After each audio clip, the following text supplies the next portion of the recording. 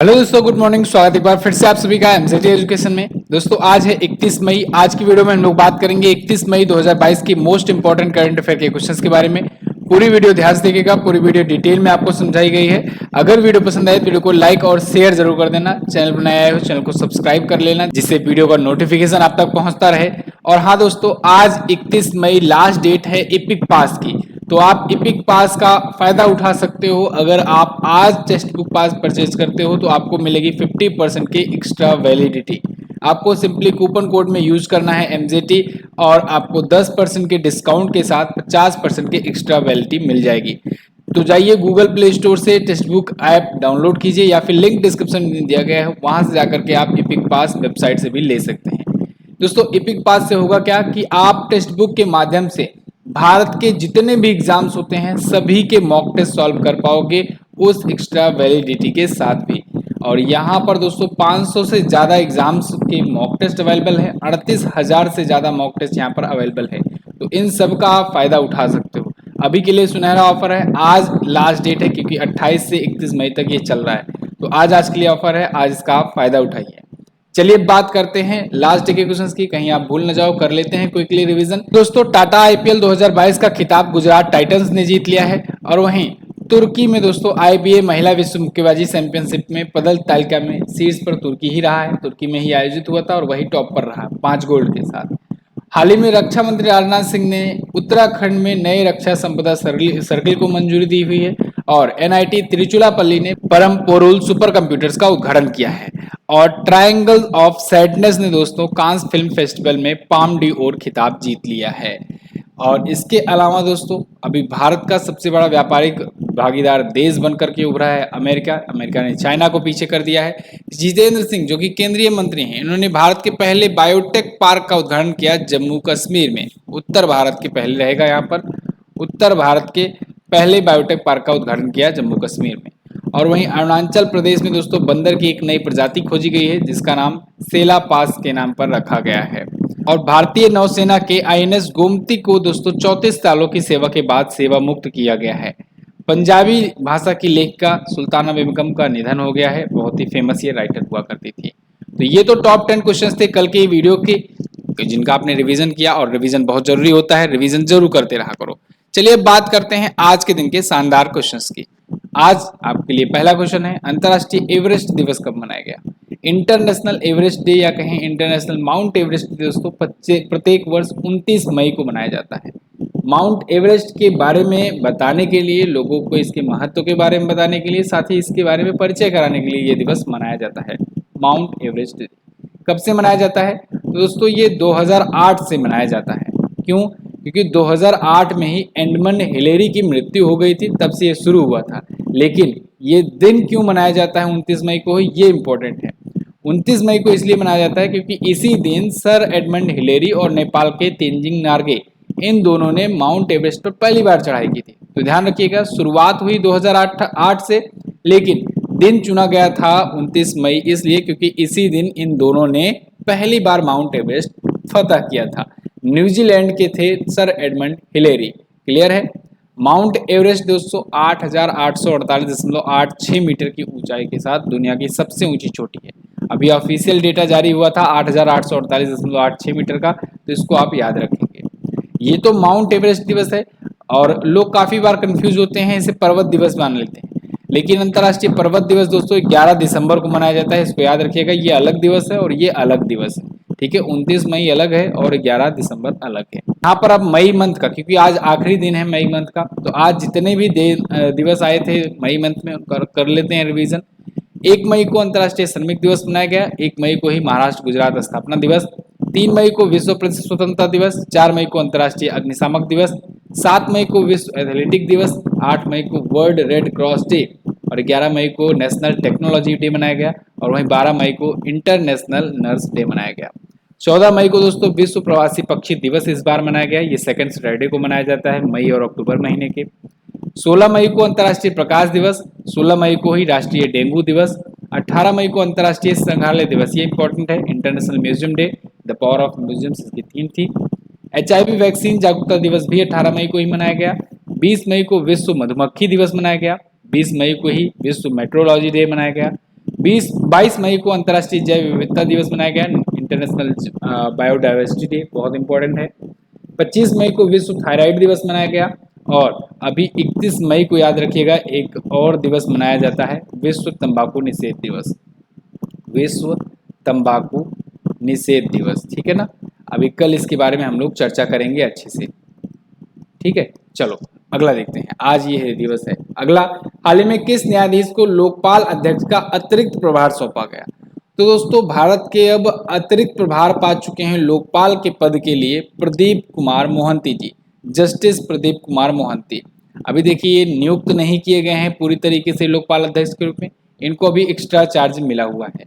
क्यों मिला हुआ है? क्योंकि दोस्तों पिनाकी चंद्र घोष जी जो थे वो अब अपना कार्यकाल पूरा करके रिटायर हो रहे हैं, तो अब उनकी जगह पर आएंगे जस्टिस प्रदीप कुमार मोहंती जी, ठीक है। तो प्रदीप कुमार मोहंती जो होंगे ये नए लोकपाल भी आगे हो सकता है बन जाएं, हो सकता है इनको परमानेंट कर दिया जाए, फिलहाल अभी एक्स्ट्रा चार्ज पाए हुए हैं।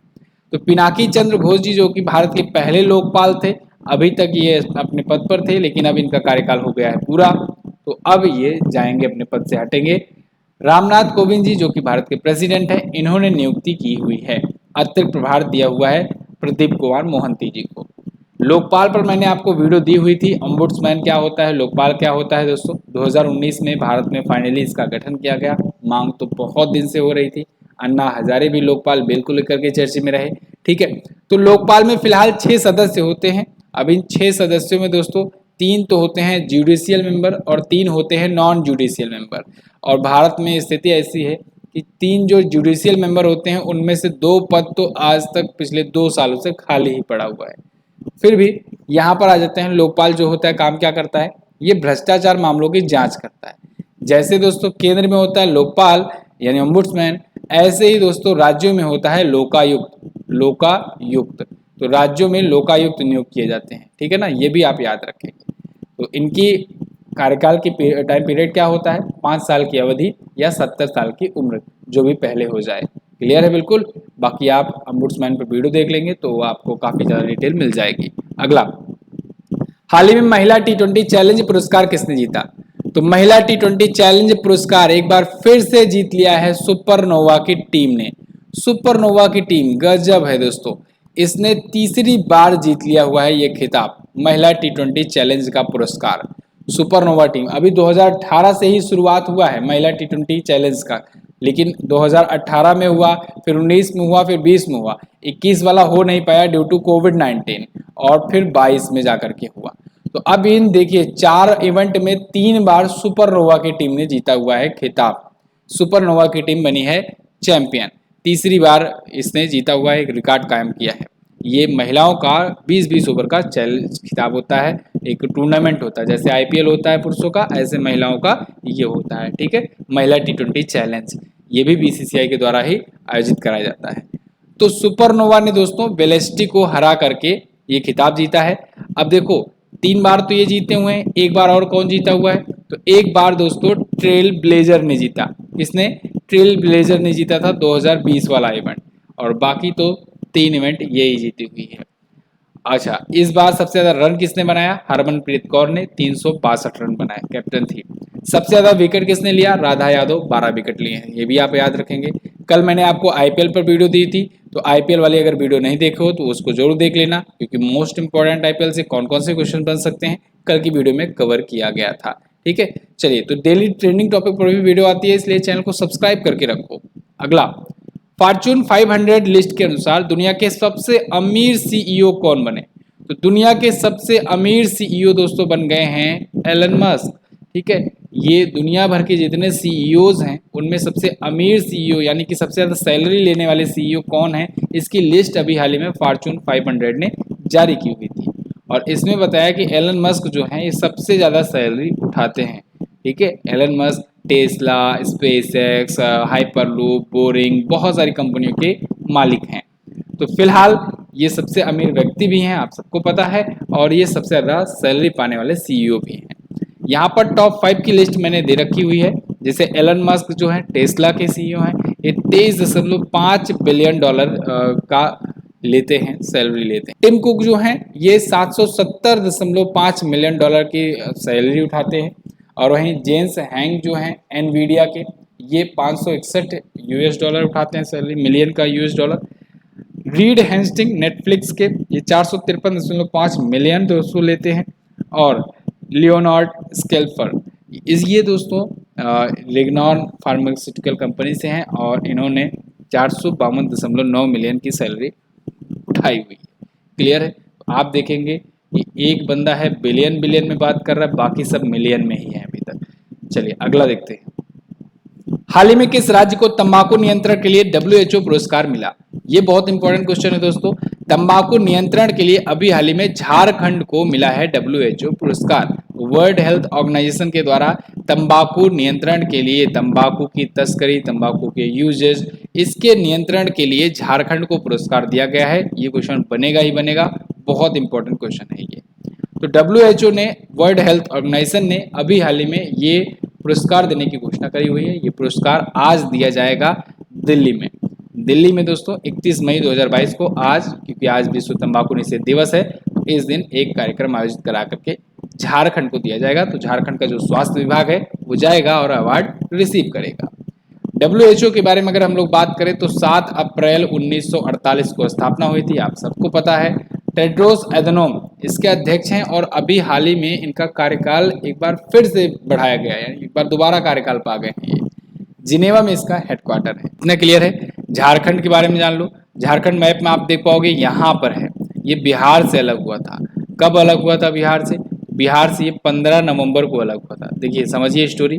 1 नवंबर सन 2000 को दोस्तों छत्तीसगढ़ ये अलग हुआ मध्य प्रदेश से। फिर उसके बाद 8 दिन बाद यानी 9 नवंबर सन 2000 को उत्तर प्रदेश से अलग हो जाता है उत्तराखंड। फिर उसके बाद 6 दिन बाद ही सन 2000 में ही बिहार से 15 नवंबर सन 2000 को अलग हो जाता है झारखंड। तो ये 3 राज्य आप याद रखेंगे। 26वां राज्य छत्तीसगढ़, 27वां राज्य बना था उत्तराखंड, 28वां राज्य बना था झारखंड। क्लियर है? रांची यहाँ की राजधानी है। झारखंड मुक्ति मोर्चा पार्टी से हेमंत सोरेन जी यहाँ के हैं सीएम। रमेश बैस जी यहाँ के हैं गवर्नर करेंट टाइम पर। क्लियर है? बेतला नेशनल पार्क, पलामू वन्यजीव अभ्यारण्य, ये प्रमुख यहाँ के वन्यजीव अभ्यारण्य और नेशनल पार्क है। आगे देखते हैं। आरबीआई बैंक नोट सर्वेक्षण के अनुसार कितने रुपए का नोट सबसे पसंदीदा बैंक नोट बना? तो दोस्तों आरबीआई ने अभी हाल ही में बैंक नोट सर्वेक्षण रिपोर्ट जारी करी हुई है। इसके अनुसार इन्होंने बताया हुआ है 100 रुपए का जो नोट है वो भारतीयों द्वारा सबसे ज्यादा पसंद किया जाने वाला, सबसे ज्यादा यूज किया जाने वाला नोट बना हुआ है। सबसे ज्यादा लोग इसी को प्रेफर कर रहे हैं, 100 रुपए का नोट। वहीं इन्होंने ये भी बताया है कि 2000 वाला जो नोट है ना, ये सबसे कम पसंदीदा नोट है। 2000 का नोट सबसे कम पसंदीदा नोट है और 100 रुपए का नोट सबसे ज्यादा पसंदीदा नोट है। ठीक है? इसके अलावा सिक्कों के बारे में इनकी क्या राय है? सिक्के के अनुसार बताया इन्होंने कि 5 रुपए का सिक्का जो है वो सबसे ज्यादा पसंद किया जाने वाला सिक्का है, जबकि 1 रुपए का सिक्का सबसे कम पसंद किया जाने वाला सिक्का है। तो ये आरबीआई की एक सर्वेक्षण हुआ था, एक सर्वे हुआ था, उसकी रिपोर्ट में ये खुलासा हुआ है। आरबीआई ने यह भी बताया है कि 2000 का कुल रुपया नोट जो है उसमें केवल 214 करोड़ का ही अभी प्रचलन है, यानी कुल मुद्रा नोटों का 1.6% ही है। एक्चुअली में आरबीआई जो है ये 2000 रुपए की मुद्रा जो है पिछले साल से छापना बंद कर दी है। तो आपको ये जान करके हैरानी होगी कि मुद्रा 2000 के नोट जो है ये अभी छप ही नहीं रही है। ये बस जितनी आ गई मार्केट में बस उसका सर्कुलेशन हो रहा है और आरबीआई ये चाह रही है कि धीरे धीरे ये नोट जो हैं या तो खराब हो जाएं या तो फट जाएं या तो बैंकों के पास धीरे धीरे करके वापस आ जाए। ठीक है? तो इस बार ऐसा नहीं होगा कि नोटबंदी या अनाउंसमेंट करके ये कर दिया जाएगा कि चलो अब 2000 के नोट नहीं चलेंगे, लेकिन ये जरूर किया जा रहा है कि धीरे धीरे जितना अभी प्रचलन में है कैसे कम किया जाए, अब नई छपाई ना हो। तो पिछले 1 साल से छपाई हो ही नहीं रही है 2000 के नोटों की। ओके, चलिए एक चीज और, नोटबंदी कब हुई थी ये पूछा जा सकता है, तो आप बताएंगे 8 नवंबर सन 2016 को। 2016 को आधी रात से नोटबंदी हुई थी और इस टाइम पर गवर्नर कौन थे ये भी क्वेश्चन बना हुआ है, तो आप बताएंगे उर्जित आर पटेल। उर्जित आर पटेल ये आरबीआई के गवर्नर थे उस टाइम जब नोटबंदी हुई थी। अगला देखते हैं। हाल ही में किस राज्य सरकार ने समान नागरिक संहिता को लागू करने के लिए एक पैनल का गठन किया? तो दोस्तों उत्तराखंड सरकार ने, जैसा कि पहले भी अनाउंस किया था इन्होंने कि ये यूनिफॉर्म सिविल कोड लाएंगे और यूनिफॉर्म सिविल कोड लाने के लिए इन्होंने पैनल का भी अब गठन कर दिया है। फाइनली इन्होंने 5 सदस्यीय पैनल का गठन किया है। ये दिख रहे हैं आपको पुष्कर सिंह धामी। इन्होंने अनाउंस किया है कि हम यूनिफॉर्म सिविल कोड लागू करेंगे अपने राज्य में, उत्तराखंड में। ठीक है, तो 5 सदस्यीय समिति का गठन किया है, जिसकी अध्यक्षता कौन कर रहा है? जस्टिस रंजना देसाई। जस्टिस रंजना देसाई ये रिटायर हो चुकी हैं, हालांकि सुप्रीम कोर्ट के रिटायर्ड जज हैं, तो ये इसकी अध्यक्षता करने वाली हैं। अभी वर्तमान में भारत के प्रसीमन आयोग की भी ये प्रमुख हैं, तो ये भी नाम इंपॉर्टेंट हो जाता है। इसके अलावा जो अन्य सदस्य हैं उनमें है प्रमोद कोहली, इसके बाद शत्रुघ्न सिन्हा, मनु गौड़ और सुरेखा डंगवाल। ठीक है, तो ये सभी हैं जो मिल करके इस कमेटी में शामिल रहेंगे और यूनिफॉर्म सिविल कोड के लागू कराने के लिए यहाँ का सरकार को दोस्तों रिपोर्ट करेंगे। यूनिफॉर्म सिविल कोड होता क्या है, इसको समझिए। यूनिफॉर्म सिविल कोड दोस्तों एक ऐसा वो है जो सभी नागरिकों के लिए ये देता है रूल कि विवाह हो, तलाक हो, गोद लेना हो, विरासत हो, उत्तराधिकार हो, जैसे जो भी व्यक्तिगत मामले हों उनको लागू करने के लिए सभी धर्म में, सभी जात पात में एक ही नियम होगा, यूनिफॉर्म होगा। ठीक है, ऐसा नहीं होगा कि आपके लिए अलग रूल है, आपके अलग रूल, ये नहीं हो। किसी भी धर्म का हो उसके लिए इन सब मामलों में एक समान नियम होगा। ये अनुच्छेद 44 के तहत कहा गया है दोस्तों, अनुच्छेद 44 के तहत संशोधन के तहत ये होगा, तो आपसे आर्टिकल भी पूछा जा सकता है। इंपॉर्टेंट क्वेश्चन है, याद रखेंगे। इसके बाद हम लोग उत्तराखंड के बारे में बात करेंगे। उत्तराखंड आप मैप में देख पाओगे, यहाँ पर है। अभी मैंने जैसे कि बताया 9 नवंबर सन 2000 को उत्तराखंड उत्तर प्रदेश से अलग होकर के नया राज्य बना था। देहरादून कैपिटल है, यहाँ की विंटर और समर कैपिटल है गैरसैंण। पुष्कर सिंह धामी बीजेपी पार्टी से यहाँ के सीएम हैं, गुरमीत सिंह जी यहाँ के हैं गवर्नर। अच्छा, एक और इम्पोर्टेंट न्यूज़ देना चाहूँगा दोस्तों आपको, अर्धवार्षिकी करंट अफेयर आ गई है ई बुक। आप लोग की डिमांड पर हाफ ईयरली करंट अफेयर की ई बुक ला दी गई है, तो दिसंबर 2021 से मई 2022 तक का करंट अफेयर आपका इस एक ई बुक से कवर हो जाने वाला है। इसको आप जाकर के व्हाट्सएप से भी ले सकते हैं, डिस्क्रिप्शन में व्हाट्सएप का नंबर दिया गया है, यूपीआई के माध्यम से प्राप्त कर सकते हैं, या फिर आप एमजेटी ऐप पर ले सकते हैं एज यूजुअल, जैसे आप लिया करते हैं बाकी ई बुक्स। एमजेटी ऐप में बहुत लोगों को नहीं मिल रही है, कारण ये है कि देखिए इसमें क्या प्रोसेस है कि आपको जाना है ई बुक में, फिर जाना है 2022 में। ठीक है, वहाँ से जाकर के आपको जाना है कॉम्बो ई बुक्स में, हिंदी में जाना है, उसके बाद कॉम्बो ई बुक्स में जाना है। तो कॉम्बो ई बुक्स में ही आपको ये मिलेगी, क्योंकि ये कॉम्बो है, ये मंथली वाली तो है नहीं। मंथली जो एक एक महीने की है वो आपको मंथली में मिलेगी, लेकिन ये कॉम्बो में मिलेगी, तो इसलिए आप कॉम्बो ई बुक्स में जाएंगे तो वहाँ पर मिलेगा। ठीक है, और इसके अलावा जनवरी 2021 से दिसंबर 2021 का ले सकते हैं। ये 2 ई बुक के माध्यम से आप पूरा का पूरा कवर अप कर सकते हो। किसी भी एग्जाम में आप क्यों ना बैठने जा रहे हो, आपको पिछले 1.5 साल का करंट अफेयर पढ़ के जाना ही चाहिए। जनवरी से लेकर के आज तक का करंट अफेयर इन 2 ई बुक के माध्यम से आप कवर कर पाओगे। चलिए अगला देखते हैं। भारतीय भूवैज्ञानिक सर्वेक्षण के अनुसार कहां पर 222 मिलियन टन सोने का भंडार मिलने की घोषणा करी गई? ये बड़ा इंपॉर्टेंट क्वेश्चन है, एक बार फिर से उड़ा है। हाँ, पता नहीं सही है कि क्या है, कि भारतीय भूवैज्ञानिक सर्वेक्षण ने कहा है कि भैया बिहार के जमुई जिले में 222 मिलियन टन सोना मिलेगा, इसका भंडारण है यहाँ पर। आपको याद होगा अभी सोनभद्र में कुछ महीनों पहले, या कहें कि 1 साल पहले ऐसा हुआ था, कोरोना के टाइम पर एक अफवाह उड़ी थी कि सोनभद्र जिले में सोने का पहाड़ मिला हुआ है। बाद में पता चला कि वहाँ पर कुछ है नहीं। ठीक है, सिर्फ 5-7 किलो मिला सोना बस। तो फिलहाल यहाँ पर देखना होगा कि जमुई बिहार में क्या वाकई में सोने की खदान ये मिलती है, 222 मिलियन टन सोना मिलता है, या फिर ऐसे ही रहता है। इसमें ये भी बताया गया है कि 27.6 टन खनिज युक्त अयस्क भी हैं और 222 मिलियन टन सोने का भंडार है। फिलहाल बिहार राज्य सरकार ने यहाँ पर रिसर्च करने के लिए भारतीय भू वैज्ञानिक सर्वेक्षण को मंजूरी दे दी है कि जाओ आप खुदाई करो, यहाँ पर पता करो, अगर वाकई में है तो निकालो और टैक्स वगैरह आपको भी दो। ठीक है, तो ये भी आप याद रखना, जो भी खुदाई होकर के जो भी चीज़ें मिलेंगी उस पर राज्य सरकार का अधिकार होता है। ठीक है, मैक्सिमम पार्ट। तो इसलिए राज्य सरकारें भी खुद चाहती हैं कि वो अपना राजस्व बढ़ाएं। अगला, मुंबई इंटरनेशनल फिल्म फेस्टिवल 2022 का कौन सा संस्करण शुरू हुआ? तो मुंबई इंटरनेशनल फिल्म फेस्टिवल 2022 का 17वां संस्करण दोस्तों शुरू हो चुका है। 17वां संस्करण ये 29 मई से शुरू हुआ है, चलेगा 4 जून तक 2022 तक। कहाँ पर होगा? मुंबई में होगा। 17वां इस बार का संस्करण है। इसमें इम्पोर्टेंट क्या है? इम्पोर्टेंट है दोस्तों फोकस कंट्री। फोकस कंट्री इस बार बांग्लादेश को चुना गया है।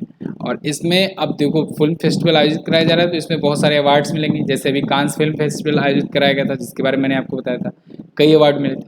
इसमें भी कई अवार्ड मिलते हैं। इसमें मिलता है दोस्तों गोल्डन शंख पुरस्कार। गोल्डन संघ पुरस्कार के तहत 10 लाख रुपए भी दिए जाते हैं और गोल्डन संघ अवार्ड मिलता है। तो अभी 4 जून को पता लग जाएगा कि किसको क्या अवार्ड मिला, तो मैं आपको अच्छे से बताऊंगा उस पर, ठीक है ना। फिलहाल ये फेस्टिवल, फिल्म फेस्टिवल शुरू हो गया है। तो गोल्डन संघ, उसके बाद सिल्वर संघ, ये सभी ट्रॉफियां यहाँ पर मिला करती हैं। चलो अगला देखते हैं। भारतीय फिल्म निर्माता सोनक सिंह ने किस डॉक्यूमेंट्री फिल्म के लिए ला आयल डी ओर पुरस्कार जीता। तो देखिए दोस्तों, ये क्वेश्चन वैसे तो मैं आपको कल बता दिया था कांस फिल्म फेस्टिवल में, लेकिन ये क्वेश्चन अलग से लेना बहुत जरूरी था क्योंकि अलग से ये पूछा जाएगा। इकलौते भारतीय हैं जिन्होंने अवार्ड जीता है, तो ये क्वेश्चन बनता है, ये क्वेश्चन पूछा ही जाना है। तो फिलहाल सोनक सिंह जो कि भारतीय फिल्म निर्माता है, इन्होंने एक डॉक्यूमेंट्री बनाई हुई थी दोस्तों, और इस डॉक्यूमेंट्री ने जीता था ला आयल डी ओर पुरस्कार। तो इस डॉक्यूमेंट्री का नाम क्या था? All that breath. क्या नाम था? All that breath. नाम याद रखेंगे, ये इंपॉर्टेंट है। यहाँ पर सोनक सिंह आपको दिख रहे हैं अवार्ड रिसीव करते हुए। ला आयल डी ओर खिताब को दोस्तों हम लोग द गोल्डन आई अवार्ड के नाम से भी जानते हैं। तो द गोल्डन आई अवार्ड चाहे पूछे, चाहे ला आयल डी ओर खिताब पूछे, ये दोनों पुरस्कार आप याद रखेंगे। कहाँ दिया जाता है? कांस फिल्म फेस्टिवल में। कांस फिल्म फेस्टिवल में दीपिका पादुकोण दोस्तों इसमें बनाई गई थी ज्यूरी मेंबर, इस बार याद रखिएगा आप। तो इनको 5000 यूरो का अवार्ड मिला हुआ है, ठीक है। ऑल दैट ब्रीथ जो इनका शॉर्ट फिल्म है या कहीं डॉक्यूमेंट्री फिल्म है, इसने दोस्तों world cinema grand jury award भी अभी कुछ दिन पहले ही जीता हुआ था, तो ये भी आप याद रखेंगे।